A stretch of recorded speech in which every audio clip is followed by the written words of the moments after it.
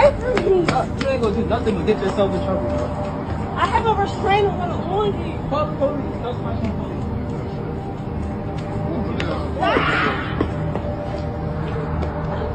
That's why she recording. Don't you f***ing hurt her! Hey! Leave her alone! Oh my God!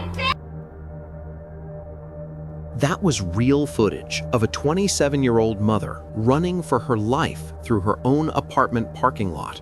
Her name was Shakiya Allen, a mom who had just moved into a new apartment trying to start over with her 3-year-old daughter. She had already done everything the system tells you to do, filed the reports, got the restraining order, moved to a new address. But as you just saw, none of it worked. The man following her was Amir Johnson, and after shooting her in broad daylight, he did not run, he walked away, like nothing happened. Nearly 2 years later, the man whose actions were caught on camera and seen by millions is still free. And that is what makes this case so hard to understand. Not just what happened to Shakiya Allen, but how a man can do something this brazen, on camera, seen by millions, and still not be in handcuffs. This is the full story, including what her family wants you to know. You are watching Hidden Crime Network. Homicide detective Luis Bolaños. Luis, when I look at this video, unedited, unfiltered, it is so disturbing, and it happened outside in broad daylight. Yeah, it's extremely disturbing. This was an execution at the very least, and that should be infuriating city officials, city leaders to put this on the front burner and give it the attention it deserves. This guy is still on the loose, and the public is in danger. This is going to be a violent ending, most likely, when they finally catch up to him. Shakiya Allen was 27 years old, the second oldest of 5 daughters raised by her father, Nakia Scott, in the Baltimore area. She had a nursing background, a 3-year-old daughter named Storm, and by every account from her family, she was not the type to wait around for life to improve. She made plans and she executed them. When I'm going through something, she was one that I could call and I could talk to her about anything. She like, Dad, it's going to be all right. You're going to be okay, Dad. You know if you need something or you need some support, I got you, Dad. I got you. And it's like now she's not here. And I just miss her. Yeah, I just miss my girl. Her father has described her as the one he called when he was going through something. She would say, "I got you, Dad," and she meant it every time. But here is the thing about Shakiya. She was also the type who protected the people she loved from hard truths. When things in her relationship started getting dark, she kept most of it to herself. Small arguments here and there were all she would share. The real depth of how bad things had gotten, that stayed hidden. Her sister Shania had no reason to be alarmed at first. Johnson came across as a normal, quiet guy. He seemed to make her sister happy. No alarm bells, not in the beginning. What nobody in the family could see yet was what was happening behind closed doors. Johnson had started tracking Shakiya's car through her phone. He knew where she was at all times. He would show up uninvited at her work, at events, without warning. And when her father noticed how possessive Johnson was getting, he said it directly. "You can't control my child. That's some stalker behavior." He would like sometimes pop up where she was at and, didn't want nobody to look at her, didn't want nobody to say nothing to her. And I said, yo, you can't control my goddamn child. Yo, she's her own person. I'm like, yo, that's some stalker shit. Shakiya heard it, but the way a lot of people do when they're trying to protect the ones they love from a hard truth, she kept managing it quietly, hoping it would settle down on its own. By the time things got bad enough that the police had to get involved, both of them were already standing in front of a judge, and that was supposed to be the turning point. I want to know, is it a bad thing to go through something and want to go through something alone? Is it wrong for you to be isolated? Things between Shakiya and Johnson had escalated enough that police got involved after a fight at the home they shared. Both of them filed domestic violence complaints against each other, and a Baltimore County judge granted temporary protective orders to both parties. But neither of them showed up to the follow-up hearing. Both cases were dismissed. That happens in domestic situations more often than most people realize. Couples reconcile, life moves on, and court dates quietly pass without anyone appearing. Whatever the reason was in this case, neither Shakiya nor Johnson followed through, and both petitions were dropped. Then February 2024 came. Shakiya had made her decision.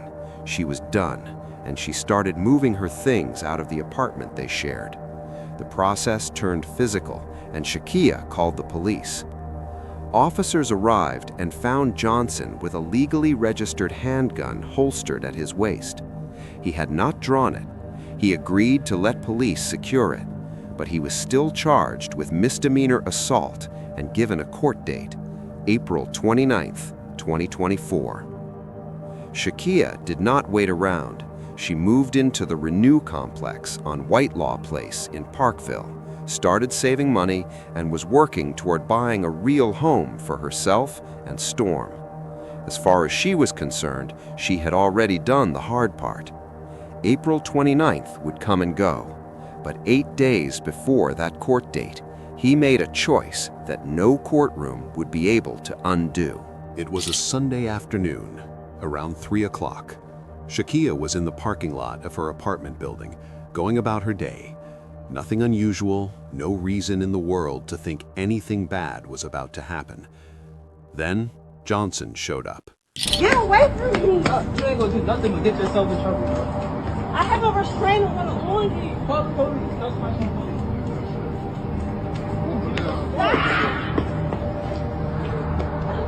That's why she recorded. Don't you f***ing hurt her. Hey! Leave her alone! Oh my God! What happened next was captured on a neighbor's phone. The audio is clear. You can hear Shakiya trying to create distance between them, telling him to get away from her. You can hear a neighbor from the complex already shouting at him to leave her alone. Johnson's response was cold. Call the police. And then he kept walking toward her anyway. Shakiya's voice shifts on that recording. The fear in it is unmistakable. She shouts that she has a restraining order on him. She begs the neighbor to call the police. He did not stop. 3 shots, then 1 more, and Shakiya dropped to the ground. What Johnson did in the seconds after is honestly the part that nobody who has watched that video can shake from their memory. He did not run. He did not look around. He did not panic. He walked away, slowly, calmly, gun still in his hand. And I heard like pop, pop, pop, and I thought it was firecrackers. Clearly it was not. And so I went to the window to see where the fireworks were let off, and then I saw a guy walking very casually with a gun in his hand, and that's when I decided I'm going to call 911 now, because clearly it was a shooting and not fireworks. A neighbor named Jessica Hostick was watching from her window. She heard the shots, and her first thought was firecrackers. Then she looked outside and saw a man walking very casually with a gun in his hand. She picked up the phone and called 911. Baltimore County Police arrived fast. Officers found Shakiya with multiple gunshot wounds. Paramedics pronounced her dead right there in that parking lot. She was 27 years old. Storm was at home, and Amir Johnson was already gone. But before police had even finished processing that parking lot, Johnson was doing something that would tell you everything you needed to know about exactly who he was. He picked up his phone and texted her father, Shakiya, the man who had welcomed him into the family, the man Johnson used to call Pops. The message said, "It was nice knowing you." Shakiya has described that text as the greatest betrayal a person could ever experience. not just losing his daughter, but receiving that message from the person who took her. Take a gun to talk to someone is never a good idea. And it's too late with that, oh, I'm sorry, I didn't this, I didn't that. What did you have it for just to talk? Police launched an immediate search. Canine units, a helicopter, officers on foot sweeping the surrounding neighborhood. Johnson was already gone. From day one, detectives made clear this was not random, this was targeted. A man who knew exactly where his ex had moved, drove to her building and killed her in front of witnesses on a Sunday afternoon. It took Baltimore County Police until July 2024, nearly 3 months after the murder, to officially name Johnson as the suspect and release a wanted poster publicly. Now the broad daylight on-camera murder of 27-year-old single mother Shakiya Allen has turned into a multi-state manhunt for her boyfriend, 24-year-old Amir Johnson, who remains in hiding. 2 police departments, Baltimore County and the NYPD, began working together after investigators determined Johnson had strong ties to Brooklyn, New York, and likely fled there after the shooting. A man on video, identified, wanted, with 2 departments actively looking, and still nothing. The reward money sat at $2,000, a figure that former homicide detective Louis Boliganos called out directly, saying $2,000 does not make anybody pick up that phone. Somebody out there knows where Amir Johnson is. And that is the part of this story that is impossible to sit with quietly. Because keeping that silence does not protect anyone. It just means a man who walked away from a murder on camera keeps walking free, while Storm grows up without her mother. The neighbor who filmed that confrontation did not stream it live. The footage was recorded on a phone and posted online in the days after the shooting. But once it hit the internet, it moved fast. TikTok, YouTube, Facebook, people were sharing it, reacting to it, and talking about it everywhere. By November 2024, just one post on X had already crossed 14 million views.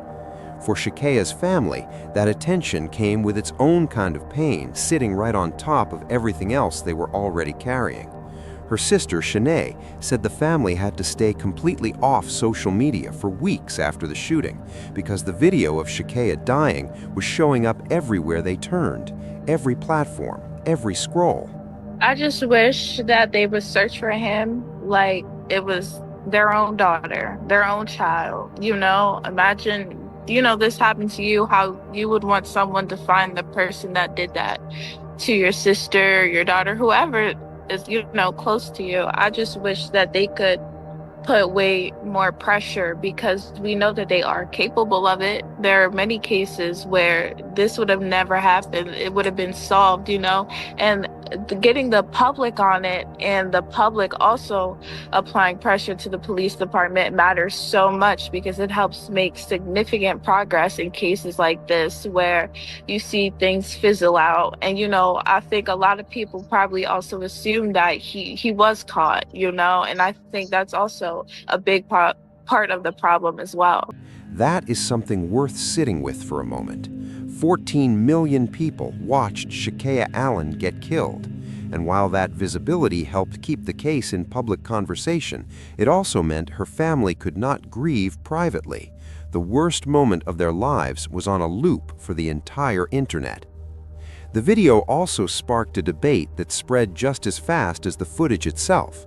People wanted to know why the neighbors who were present did not physically intervene, why they filmed instead of stepping in.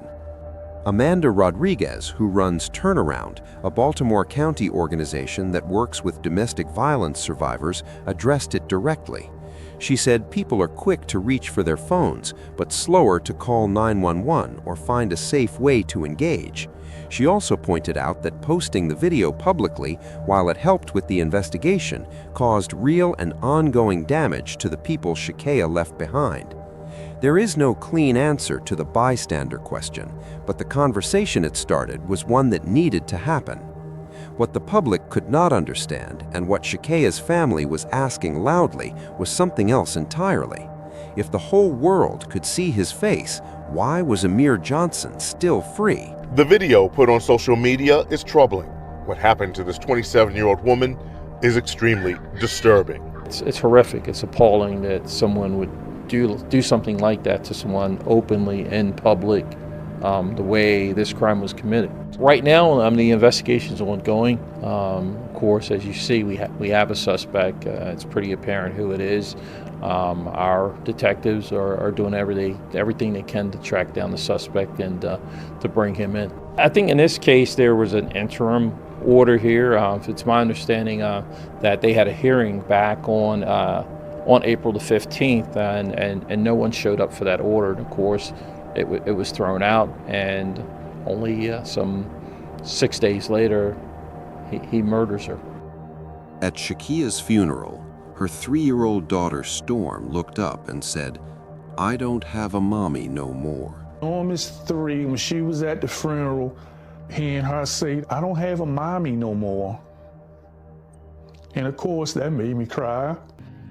That line has stayed with everyone who heard it, and it is still the clearest way to describe what Amir Johnson took from that little girl on April 21st.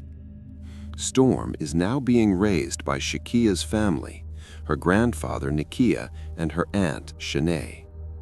To pump it up more than just some $2,000, and I want to do something for Storm because she was in her daughter's life. She was a good mom. Her father set up a GoFundMe with 2 purposes: to help grow the reward money for information leading to Johnson's arrest, and to start building something for Storm's future, a college fund, something her mother would have wanted for her.